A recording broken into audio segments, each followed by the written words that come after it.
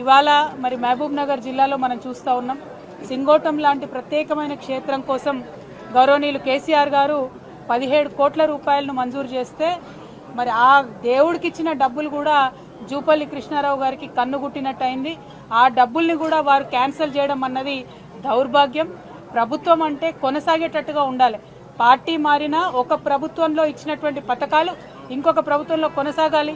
దానివల్ల ప్రజలకు లాభం జరగాలి. కానీ ఏదో ప్రజల మీద కక్ష పట్టినట్టు, సింగోటం దేవుడి మీద కక్ష పట్టినట్టు కేసీఆర్ గారు ఇచ్చినటువంటి 17 కోట్ల రూపాయలను క్యాన్సిల్ చేయడం అన్నది చాలా దారుణం.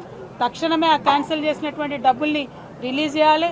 సింగోటం క్షేత్రం అభివృద్ధి కోసం జూపల్లి కృష్ణారావు గారు దేశజాలు మర్చి, పార్టీలో అనేటువంటి తారతమ్యాలు మర్చి ఈ దైవ క్షేత్రాన్ని అభివృద్ధి చేయవలసిందిగా నేను డిమాండ్ చేస్తా ఉన్నాను. అదేవిధంగా జూపల్లి కృష్ణారావు గారు మరి ఇక్కడ మొత్తం కొల్లాపూర్ నియోజకవర్గంలో బీఆర్ఎస్ పార్టీ తరఫున నిలబడ్డటువంటి ఏ నాయకుడైనా సరే మరి వారి మీద కక్ష కట్టి చిన్నదైనా పెద్దోళ్ళైనా ఒక ఫేస్బుక్లో చిన్న పోస్ట్ పెట్టినా లేకపోతే ఏదైనా నిలబడి ప్రశ్నించినా ఏది అడిగినా కూడా కేసులు పెట్టి ఇబ్బంది పెడుతున్నటువంటి పరిస్థితి ఉన్నది. ఇక్కడ శ్రీధర్ రెడ్డి అనేటటువంటి మా కార్యకర్తను కూడా దారుణంగా మరి చంపడం కూడా జరిగింది. అయినప్పటికీ ముఖ్యమంత్రి సొంత జిల్లా అయిన జూపల్లి కృష్ణారావు గారు మంత్రివర్గంలో ఉన్నప్పటికీ కూడా పోలీసు వాళ్ళు ఆ కేసు మీద పురోగతి లేకపోవడం అన్నది చాలా దారుణం. అంటే కేవలం ప్రభుత్వానికి, హంతకులకు కొమ్ముగాస్తున్నారు తప్పితే ప్రజల పక్షాన మీరు నిలబడలేరన్న విషయం ఇవాళ తెలుస్తా ఉన్నది. అందుకే మేము మళ్ళా ఒకసారి చెప్తా ఉన్నాం, జూపల్లి కృష్ణారావు గారు మీరు ముందు నియోజకవర్గానికి రండి.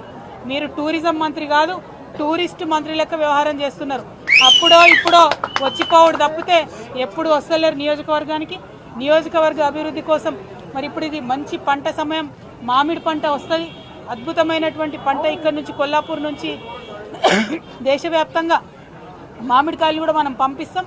మరి మామిడి మార్కెట్ కూడా మా హయాంలో, బీఆర్ఎస్ పార్టీ హయాంలో హర్షవర్ధన్ అన్న ఉన్నప్పుడు తీసుకొచ్చినటువంటిది కూడా మీరు ఇంకా కూడా దాని మీద అతిగతి లేక పురోగతి లేకుండా పోతున్నది.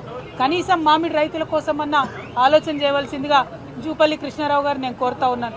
అదేవిధంగా ఒకటి కాదు, రెండు కాదు, ఏ అభివృద్ధి లేదు ఎక్కడ కూడా. ఇప్పుడు ఇక్కడ ఉన్నటువంటి కార్యకర్తల నాయకులు అందరూ చెప్తున్నటువంటి విషయం ఒకటే, పదే పదే బోనస్ బోనస్ బోనస్ అని చెప్పిండ్రు. అది కాస్త బోగస్ అయింది. సన్న వడ్లకు ఎవరికి కూడా బోనస్ రానటువంటి పరిస్థితి. రుణమాఫీ రుణమాఫీ అని ఉదరగొట్టిండ్రు. అది కూడా ఎవరికి వస్తున్నటువంటి పరిస్థితి లేదు. రైతు భరోసా అన్నారు. ఎప్పుడు జనవరి 26 నాటికే ఇగో ఈ జిల్లా బిడ్డనే ముఖ్యమంత్రి గారు ఏమన్నారు, జనవరి 26 నాడు టకీ టకీ టకీ అని రైతు బంధు పడుతున్నాడు. మరి ఇంతవరకు అయితే పడుతున్న పరిస్థితి లేదు. ఇప్పుడేమో మార్చి 31 వరకు మెల్లమెల్లగా ఇస్తామని చెప్తున్నారు. కనీసం అప్పటికన్నా సంపూర్ణంగా రైతు భరోసా ఇవ్వండి. మీరు రైతులను ఆదుకుంటలేరు, విద్యార్థులను ఆదుకుంటలేరు, ఇతర పార్టీ నాయకులను మరి కక్ష కట్టినట్టుగా వారి మీద అత్యాచారాలకు ఆగడాలకు ఒడిగడుతున్నారు. ఇప్పుడు నేను దారిలో వస్తూ ఉంటే కూడా మన సాతాపూర్ ఊర్లో కూడా ఒక పరమేశ్ అనేటటువంటి మా కార్యకర్తను కూడా నిన్న రాత్రి ఇవాళటి మీటింగ్ కోసం ఫ్లెక్సీలు కడుతుంటే దారుణంగా 50 మంది ఒక పిల్లగాని మీద దాడి చేసి దెబ్బలు తీసినటువంటి పరిస్థితి ఉన్నది. మరి ఇదేం రాజ్యం అయ్యా? ఎందుకు ఇట్లాంటి రాజ్యం? ఎందుకంత భయపడుతున్నారు మీరు? ప్రశ్నలకు భయపడితే ఎట్లా? మేము మీకు ఎదురొడ్డి ఉద్యమం చేసి నీతి నిజాయితీతో కొట్లాడి తెలంగాణ తీసుకొని రాలేదా? మీరు కూడా అదే చేయండి.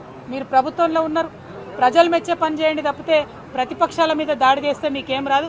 అందుకే మళ్ళా ఇవాళ చెప్తా ఉన్నాం, ముఖ్యమంత్రి గారు మీ మహబూబ్ నగర్, ఉమ్మడి మహబూబ్ నగర్ జిల్లా నుండే చెప్తా ఉన్నాం, ఖచ్చితంగా పింక్ బుక్ మెయింటైన్ చేస్తాం. మా కార్యకర్తల మీద దాడి చేసిన వాళ్ళు నాయకులైనా అధికారులైనా ఎవరిని కూడా వదిలిపెట్టాం. అందరి చిట్టా రాసి పెట్టుకుంటాం.